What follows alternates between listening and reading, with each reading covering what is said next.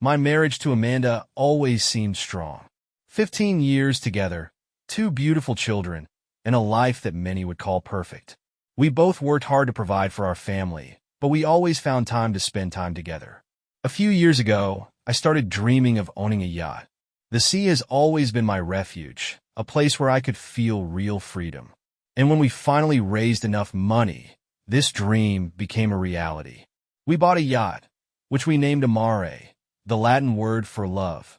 For me, it symbolized a new chapter in our lives, an opportunity for the whole family to create unforgettable memories together. Amanda was also excited. She said it would be our second home, where we could escape from our routine and enjoy the beauty of the world. To ensure comfort and safety, I decided to hire a crew. I needed an experienced captain to take charge of the boat. Amanda took care of some of the organizational issues and offered to help me with the recruitment. She has always liked to be involved in all the important decisions of our family, and I gladly accepted her offer. After several interviews, we chose a captain. His name was Mark. He was a man with a wealth of experience in seafaring, had charisma and confidence that instantly inspired trust. Mark gave the impression of a professional who loves his job and knows how to get along with people. Amanda also expressed her admiration for his knowledge and said he would be perfect for our yacht. The first few months were fabulous. We spent weekends on the yacht, invited friends over, and enjoyed the sea and sun. Mark managed the boat flawlessly, was always friendly and attentive to details. He told fascinating stories about his travels, and even the children began to look up to him as a hero. Everything seemed to be going according to plan, and I was happy with my choice. However, over time, I began to notice little things that worried me. Amanda started spending more time on the deck, even when the other guests were leaving. She always found an excuse to stay longer and talk to Mark. I could see her laughing at his jokes, her eyes shining when he told another story. At first, I didn't pay much attention to it, thinking that she was just enjoying a new experience. But over time, these moments began to cause me anxiety. One day, when I returned from my cabin, I saw them standing next to each other on the captain's bridge. Their conversation was light, but their closeness seemed too intimate. I tried not to jump to conclusions, but the sight left a bitter taste in my mouth. I didn't want to think that there could be something more than a working relationship between them. Amanda started suggesting yacht trips more often, even when I was busy at work. She said she wanted to spend more time outdoors, and the kids loved being on board. I agreed, although something in her behavior made me suspicious. She became less interested in spending time together at home and more interested in organizing trips. My anxiety was growing. One evening, I came home earlier than I had planned. Amanda was supposed to be home, but she wasn't. Her phone was on the table, and I decided to check where she was. When I opened the screen, I saw a message from Mark. "I'm waiting for you on board. This will be our night." My heart sank. I could no longer ignore the obvious. I went to the yacht without telling her. When I got on board, it was quiet. I went to the cabins, and my heart was pounding so loudly that it seemed to be heard throughout the port. I found them on the deck. They were standing close to each other, talking in whispers. When I appeared, they immediately moved away from each other. Her face turned pale, and Mark looked calm but tense. This moment was the beginning of the most difficult period in my life. I didn't know all the details yet, but I already realized that my world was beginning to fall apart. I had to decide how to proceed and whether to fight for our marriage. But above all, I wanted to hear the truth. After the night I saw Amanda and Mark together on the deck, everything in our lives changed. She tried to convince me that there was nothing between them, but her words seemed hollow. Her voice was shaking, and she avoided making eye contact with me. I decided that I had to find out the truth, even if it would cause me even more pain. The next day, I turned to a friend of mine who worked as a private investigator. I asked him to check on Mark and gather information about what was going on. It was humiliating to ask for help in such a case, but I saw no other way out. While the detective was doing his job, I watched Amanda. Her behavior was changing. She tried to be attentive and caring, but her tension was obvious. I started spending more time at home, putting off work to observe the situation. Amanda, on the other hand, was increasingly suggesting that we do our own thing, trying to find reasons to go on the yacht. Her excuses became less and less convincing. She said she wanted to check on the boat or discuss some issues with Mark about the crew. I kept quiet, but my suspicions grew. One day, when she went to the yacht, I decided to follow her. I kept my distance, watching as she climbed aboard. A few minutes later, Mark came on board. They were standing on the deck talking. Her face looked different. She was smiling like she hadn't smiled at me in a long time. It was painful to see, but I didn't come out of the shadows. I wanted more evidence before confronting her. A private detective called me a few days later. He confirmed my suspicions. He had photos that showed that Amanda and Mark had spent time together not only on the yacht. They met in cafes, walked on the beach, and were even spotted at a hotel on the coast. It was more than I could bear. My heart was breaking, but I knew I had to act now. I decided to talk to Mark. On our next boat trip, I waited until Amanda got ashore and was alone with him. He looked calm, as if nothing had happened. I asked him directly, "What's going on with you and my wife?" At first he denied it, saying they were just friends, but when I showed him the photos taken by the detective, he stopped denying it. "It was a mistake," he said. His words were as meaningless as his apology. He said he never meant to destroy our family, that it all started by accident. But I didn't care. My life was already ruined, and his words could not change anything. After talking to Mark, I went home and decided to talk to Amanda. She was waiting for me, her face pale and her eyes red. She realized that I knew everything. I asked her why she did it, and her answer was painful. "I felt lonely. You were always busy, and I wanted someone to notice me." Her words may have been sincere, but it didn't lessen my pain. She said she loved me and wanted to save our marriage. She begged me to forgive her, assuring me that she was ready to do anything to fix everything. But I didn't know if I could do it. The betrayal was so deep that I couldn't imagine how we could move on. I decided to take some time to think things over. Amanda moved in with her sister, and I stayed home with the kids. It was a period of silence and reflection. I wanted to understand whether I could forgive her and whether it was even worth trying to save our marriage. A few weeks later, we met again. She suggested that we go to family therapy to try to find a way out of this situation. I agreed, although I wasn't sure it would help. We both knew that we had a long and difficult road ahead of us. Family therapy was a challenge for both of us.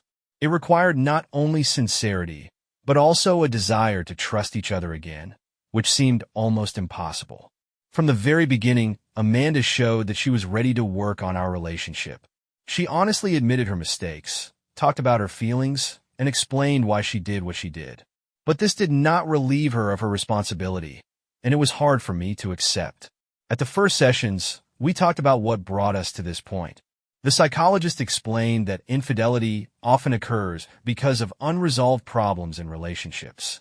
Amanda said that she started to feel lonely because of my constant work. She admitted that she wanted to get my attention, but chose the wrong way. Her words sounded sincere, but I still couldn't get rid of my anger and pain. I also realized that my contribution to our problems could not be denied. I had always been focused on work, often staying late at the office to provide for us financially. But at the same time, I neglected Amanda's emotional needs. She wanted more time together, more communication, and I didn't notice it. These sessions helped us both see our mistakes, but I wasn't ready to let go of the past completely. One day when I came home from work, Amanda was waiting for me with dinner. She had prepared my favorite dish and said she wanted to talk. We sat down at the table, and she told me about how hard it was for her to deal with the guilt. She said that the betrayal had destroyed not only our relationship, but also her. Her eyes were full of tears, and I realized that she was truly remorseful. I decided to try to give her a chance, but with a condition. She had to completely stop all contact with Mark. She agreed without any objections, and even offered to leave the yacht, which had become a symbol of our betrayal. It was a difficult step because the yacht was our dream, but I agreed. We decided to sell it and use the money for something new that could help us start from scratch. The process of selling the yacht was a kind of cleansing for me. When the new owners picked her up from the port, I felt like I was leaving a part of my painful past behind. But there was still a lot of work to be done. I knew that simply removing the physical symbols of our problem would not solve its essence. We started spending more time together. I started putting off work to come home earlier. We cooked dinners together, spent time with the kids, watched movies. These were simple things, but they started to bring us back to the life we once had. Amanda changed too. She became more open and often asked me how I was feeling, if there was anything I wanted to discuss. However, there were also difficult moments. Sometimes I would catch myself thinking about her betrayal, and these memories would cause me a wave of pain. One day, when we were sitting on the terrace, I decided to share my feelings with her. I said that it was hard for me to forgive, but I wanted to. She listened to me carefully and said she was ready to wait as long as it took for me to trust her again. We also decided to go on a small trip for just the two of us. It was her idea to spend time together away from everything that reminded us of our problems. We chose a quiet place by the sea where we could just enjoy each other's company. This trip was an important milestone for us in rebuilding our relationship. We talked a lot, recalled happy moments from the past, and planned for the future. After returning home, I felt that something had changed. I no longer looked at Amanda as a person who had betrayed me. I saw her as a woman who had made a mistake, but was willing to do anything to fix it. Her actions spoke more than her words. She restored my faith that our marriage could be saved. Despite all our efforts, I knew the road to full recovery would be long. But now we had hope, which strengthened us every day. We decided that we would not let the past determine our future. And although the pain of the betrayal still came back sometimes, I could see that we were moving in the right direction. Time passed, and despite all our efforts, the pain of the betrayal did not completely disappear. Restoring a relationship after such a blow requires not only effort, but also patience. Every day was a challenge for both of us. I could see Amanda trying, how she was becoming more attentive, gentle, and responsive. But my thoughts kept coming back to what had happened. I asked myself, will I ever be able to forgive her completely? One evening, when the children were already asleep, we decided to talk frankly. It was a conversation we had been avoiding for months. Amanda started first. I know that the pain of my actions is still with you, but I want to understand what I can do to help you get through this. Her words were sincere, and it touched me. For the first time, I felt that she was truly willing to go all the way to make things right. I confessed to her that even after all her efforts, I still had doubts. I explained that my heart was not yet ready to let go of the offenses. But at the same time, I said that I could see her efforts and that it gave me hope. We agreed that we would work on our relationship further, step by step. One of the most important changes was that we started building new dreams together.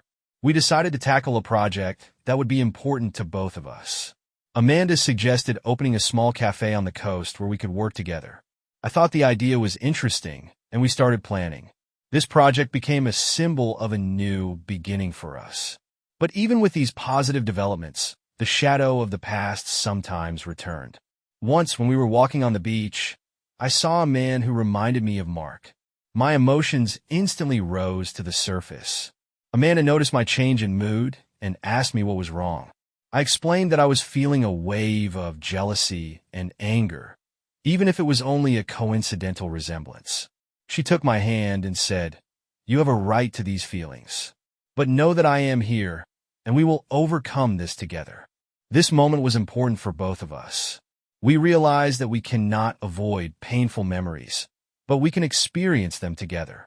Every time they came up, we tried to talk about them instead of hiding them. Openness became our key to recovery. Another turning point came when we received an invitation from old friends to spend a weekend on another yacht. It was unexpected and caused me a wave of mixed feelings. Amanda immediately said that the decision was mine. She offered to decline if it made me feel uncomfortable. But I decided that we needed to move forward and not let the past control us. The trip turned out to be pleasant. We spent time with friends, enjoyed the sea, and even felt happy. Amanda was always by my side.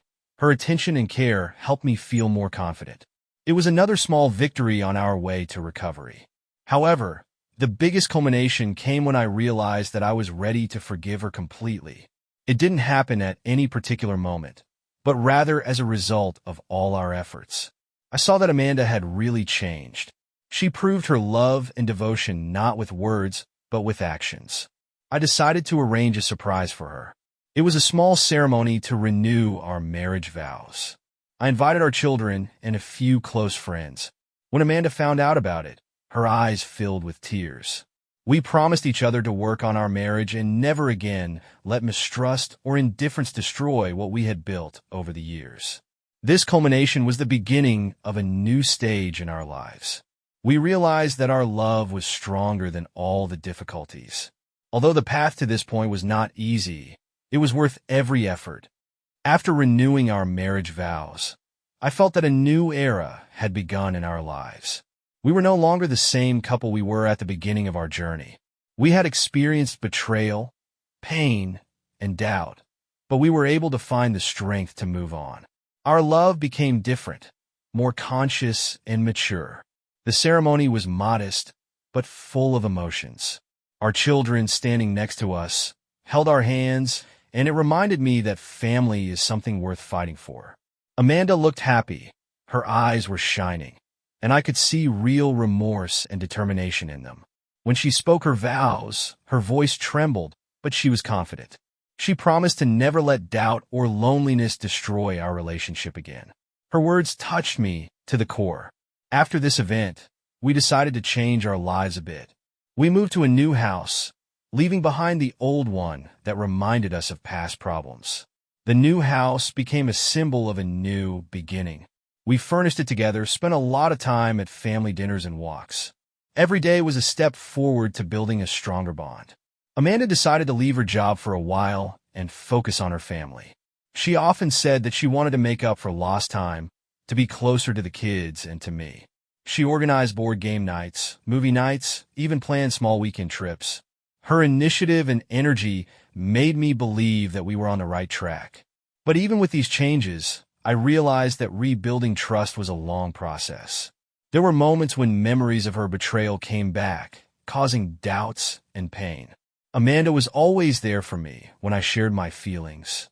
She listened, didn't interrupt, and reminded me every time that she was ready to work on our relationship, no matter how long it took. We decided to take another step towards strengthening our family. Amanda suggested that we spend a few months traveling to spend more time together. We chose an itinerary that included both sea cruises and land travel. It was an opportunity for us to leave all our worries behind and focus on our family. During these trips, I felt real peace for the first time in a long time. We walked the narrow streets of ancient cities, admired sunsets on beaches, laughed, and talked about everything. Our children were happy, and this was the main proof that we were moving in the right direction. One evening, sitting by the fire, Amanda said, "I know I can never erase what I have done, but I want you to know that I will never betray you again. You are my life, and I will do everything I can to make you feel that way every day." Her words sounded sincere, and I felt ready to finally leave the past behind. After returning from the trip, we started a new stage in our lives. I no longer felt the need to check her phone or doubt her every word. She, in turn, continued to show by her behavior that she was ready to do anything for our happiness. We became partners again, supporting each other in everything.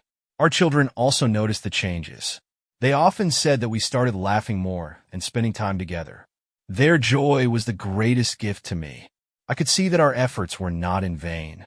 This story taught me a lot.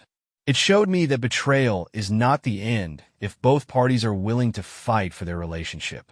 It taught me to forgive, even when it seems impossible. And most importantly, she reminded me that true love can withstand even the most severe trials. We are not a perfect couple. We had our mistakes and weaknesses. But now I know that our love has become stronger because we went through it all together. And although the past has left scars, they have become a part of our story that we are writing now. What would you do in my place? Would you give a second chance to someone who betrayed you? Was it worth fighting for our family? Share your thoughts in the comments.